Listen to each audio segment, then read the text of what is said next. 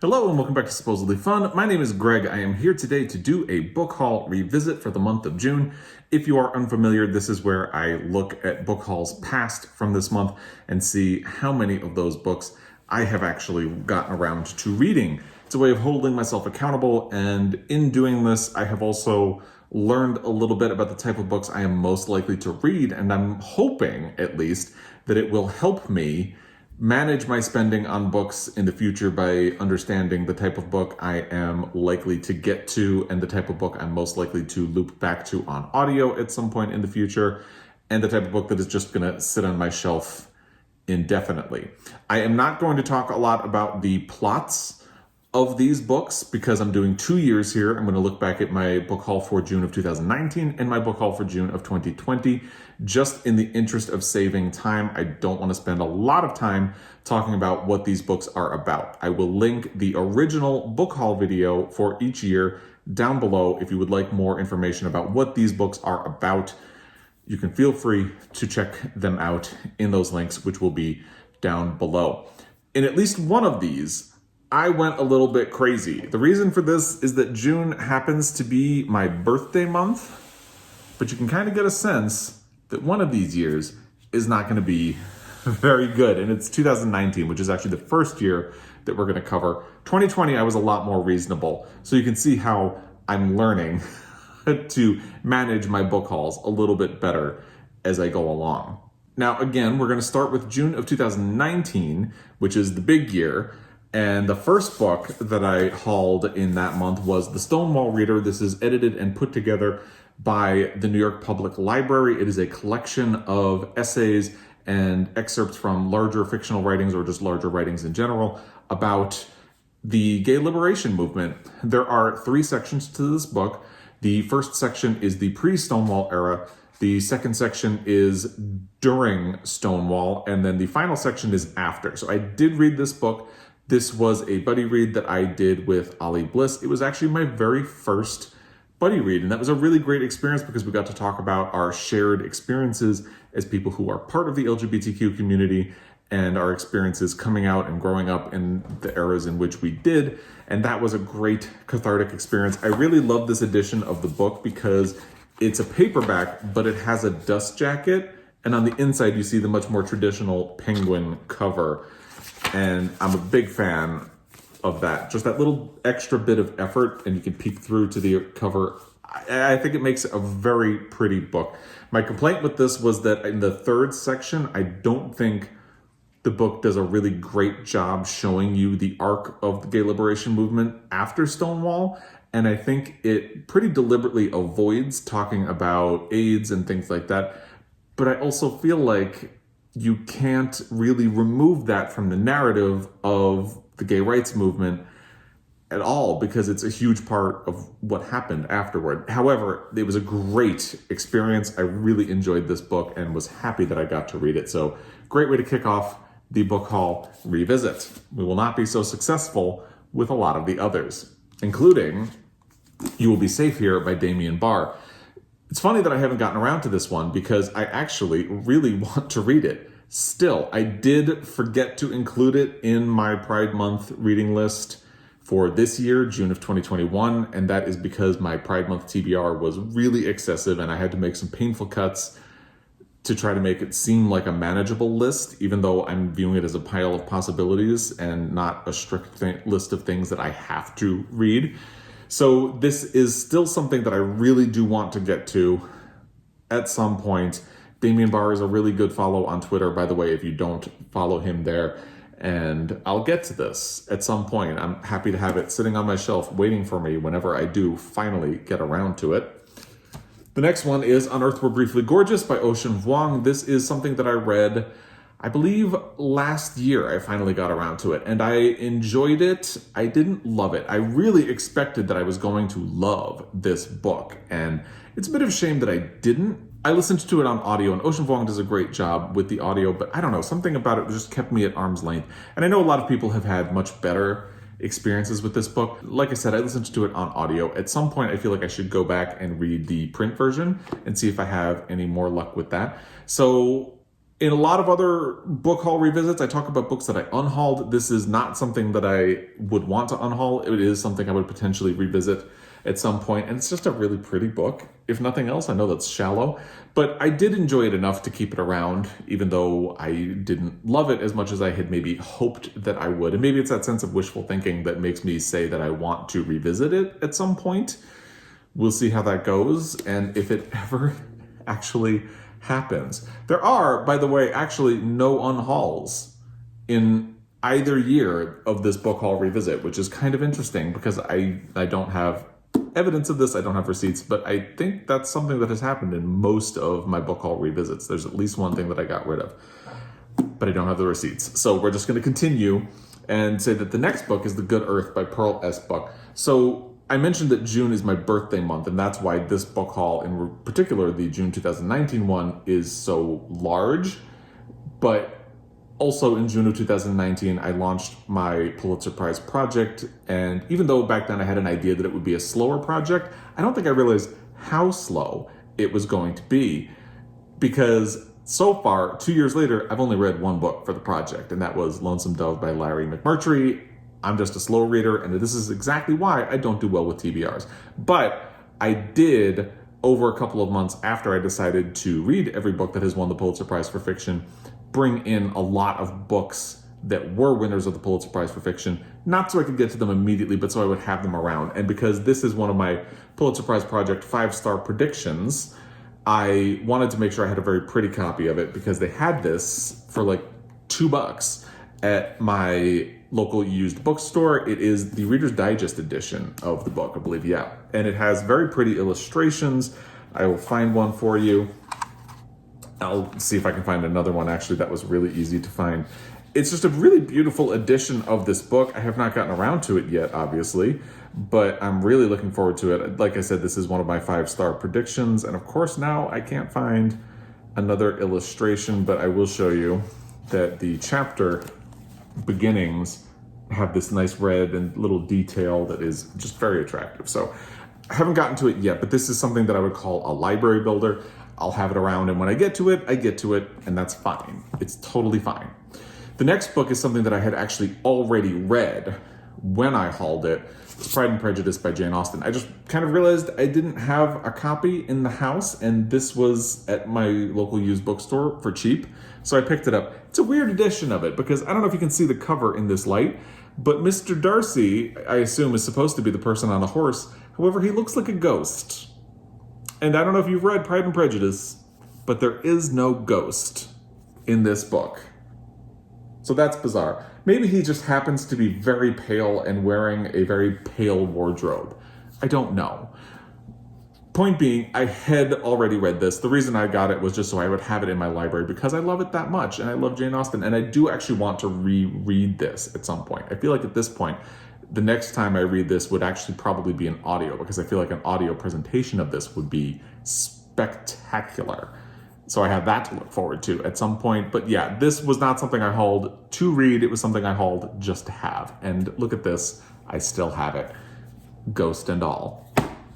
The next one is Ask Again Yes by Mary Beth Keane. I did read this book. I actually listened to it on audio last year, and I enjoyed it. And I had kind of anticipated that I would like this book, obviously, since I picked up a copy of it. But I really enjoyed it, and it ended up being one of my favorite reads of 2020, and I encourage a lot of people to discover this book, because I feel like not a lot of people talk about it.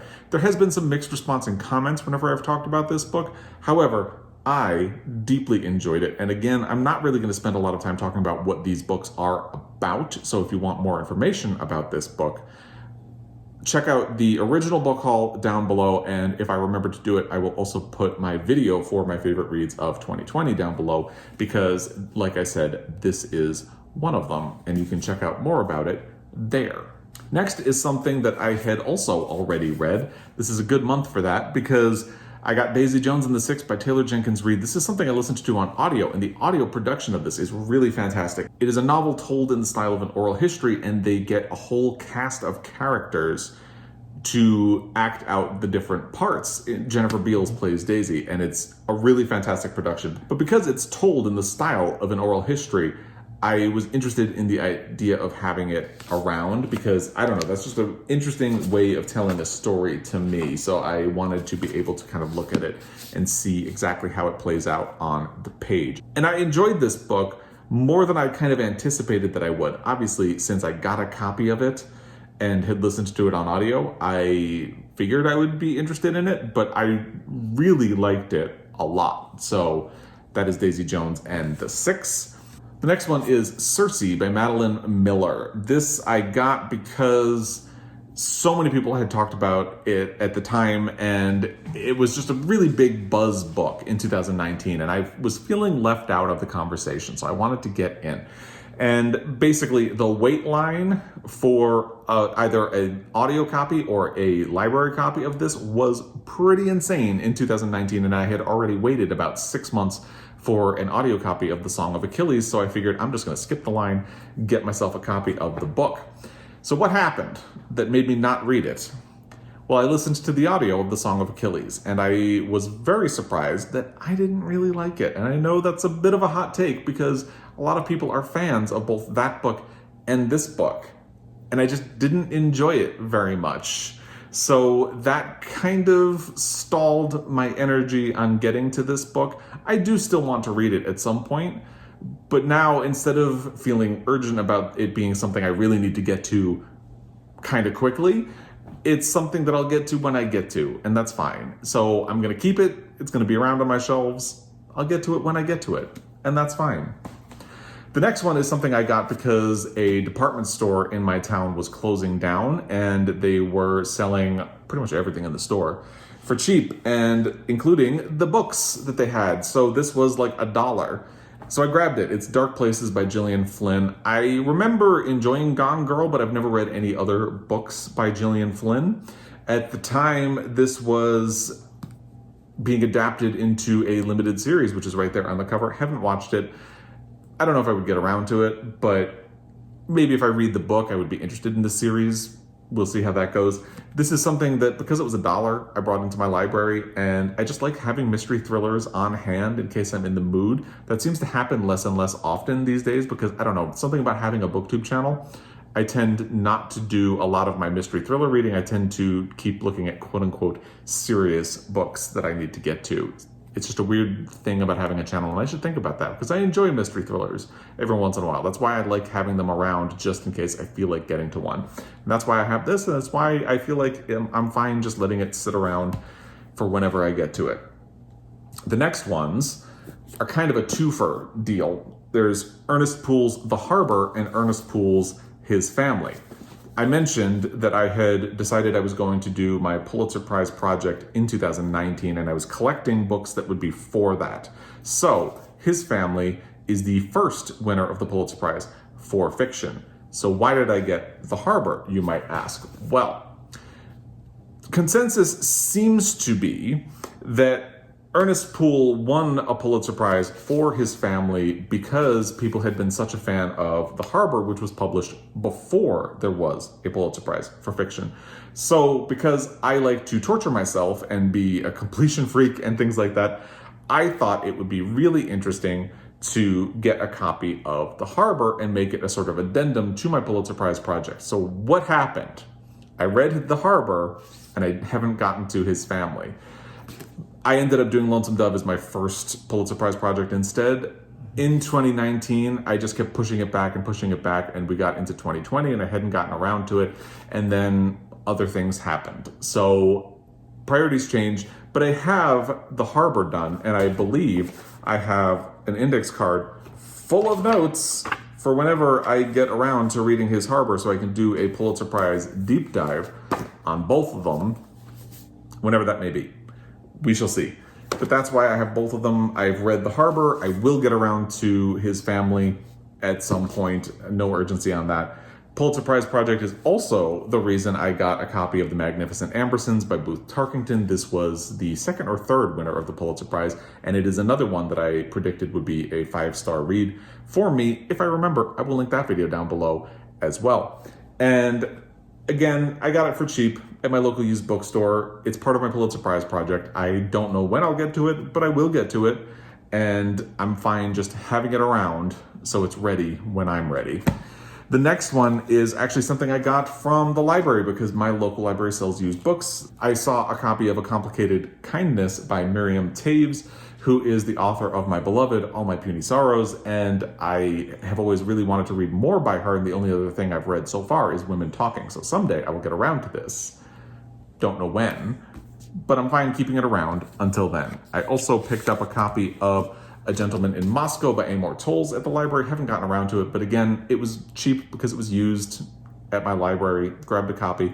At that time, in 2019, copies of this were really hard to come by on library apps like Libby, and the hold list at the library was pretty insane. So when I saw it as a used copy, I just kind of grabbed it, and I'll get around to it at some point. Ironically, now it's probably really easy to get on a library app or through my library because the urgency other people have has probably died down, which is why this whole thing is a learning experience for me, because maybe I didn't need to make sure I have a copy of this when clearly I didn't get to it in the 2 years since I hauled it, but that's fine. So of the 14 books that I hauled in 2019, I read 6, which is not great. And 2 of those I had read before they were even hauled, which is not great. But there are a lot of library builders in here and things that I'm happy to have around for when I do manage to get them. So let's move to the 2020 book haul for June. I'm just gonna do a little bit of stage setting here and clear some space on the table. Isn't that interesting for you to watch? So the first book in my 2020 book haul for June was The Lauras by Sara Taylor. This is something I had seen in a couple of different places on BookTube and was really intrigued by because I believe it has a non-binary character. It's kind of hard to find books that reflect that, and I have it on my extended pile of possibilities for June. That means I don't know if I'll get to it this month, but it's an option, and I do want to get to it at some point. So I'm happy I have a copy of it, and I will be looking for it, because also it's a book that is not available at my local library and I didn't see on library apps last year. Maybe that's changed in the year since I got it, but I'm happy to support the author. I've heard really great things about it, and I will get to it at some point. Then I got 2 books by James Baldwin. The first one is The Fire Next Time. I just really want to work my way through James Baldwin's books, so I had no urgency to get to it, but I will get to it at some point. It's not taking up a lot of space on my shelves. It's only small, so no problem there. It'll be there when I get to it. The other one is Go Tell It on the Mountain, which I'm thinking I might actually read this year because I'm doing a reading checklist for the Montana Book Company this year. And one of the prompts is to read a book that was published the year one of your parents was born. And this was published in 1953, which is when my mother was born. So this might be the book that I go to for that, because I definitely want to start getting back to James Baldwin and continue working my way through his books. So we'll see how that goes. That might actually be something that happens this year. Forced Out by Kevin Maxwell, a detective story of prejudice and resilience. This was recommended by Bernardine Evaristo last year, and I grabbed a copy, and it is on my pile of possibilities for June Pride reading this month. Maybe I'll get to it, maybe I won't. I'm kind of dragging my way through the print book that I'm reading right now. Stay tuned for my Friday reads when I will talk about that. I'm really interested in getting into this. Basically, he is a black gay cop in the UK who was forced out of his job, as the title implies, and it seems very timely, very interesting, and I would like to get to it. Maybe this month, maybe not. Next is The Vanishing Half by Britt Bennett. I did read this last year. It was one of my favorites. I really enjoyed it a lot, and I would recommend you check it out if you have not already. Fantastic book, and I enjoyed it. There is also an LGBTQ element in there. Next one, final book in this book haul revisit is A Burning by Megha Majumdar.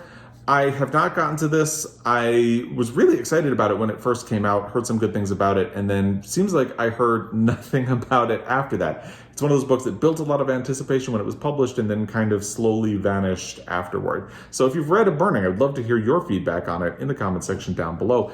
It is something I'm still very interested in reading. I don't feel like I need to unhaul it at any point, and I'm gonna have it around and keep it and get to it. So lots of good books here, lots of books I'm happy to keep around. Nothing that is looking at an unhaul anytime soon, except I guess the closest one would probably be A Gentleman in Moscow by Amor Towles, but you know, I'm happy having that around as well. So if you have feedback about any of these books, Please let me know in the comment section down below.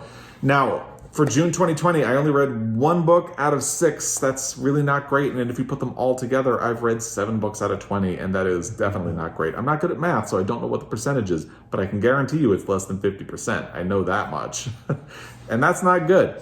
So lots of work to do, but I'm happy to have these books around. If there are any books in here that you think I should put a priority on, let me know. If there are any you think I can take a pass on, let me know that in the comment section down below as well. My buddy Guinness was just walking by, so I figured I would have him say hello right as we say goodbye. So we're going to say goodbye with that. As always, I really appreciate your time. Thank you so much for that. If you follow along with my videos, thank you for that as well. And I will be back. Guinness is very bored of the spotlight. Until next time, happy reading.